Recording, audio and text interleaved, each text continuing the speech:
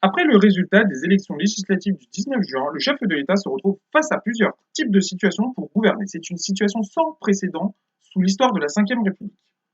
Tout d'abord, il existe la possibilité d'un gouvernement d'union nationale. Emmanuel Macron pourrait faire un gouvernement avec plusieurs bords politiques différents pour gouverner dans l'intérêt de la France. Mais cette situation semble s'écarter face au refus des multiples partis politiques. En 1945, le général de Gaulle en avait fait usage en intégrant à son gouvernement plusieurs bords politiques différents. Mais 80 ans après, la situation de la France n'est pas la même.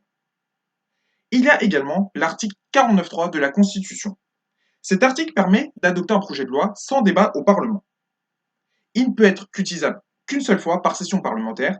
Il peut également être utilisé pour le projet de loi concernant les finances et la sécurité sociale. Il y a également la possibilité de la dissolution de l'Assemblée nationale. Le chef de l'État dispose de cette prérogative constitutionnelle. Emmanuel Macron prendrait un risque en faisant une dissolution de l'Assemblée nationale, car il se trouverait face au risque d'une cohabitation en cas de nouvelles élections législatives. Emmanuel Macron pourrait également envisager de faire une coalition, mais cela impliquerait une réorientation complète de sa politique pour faire passer des textes avec les amendements derrière qui suivront.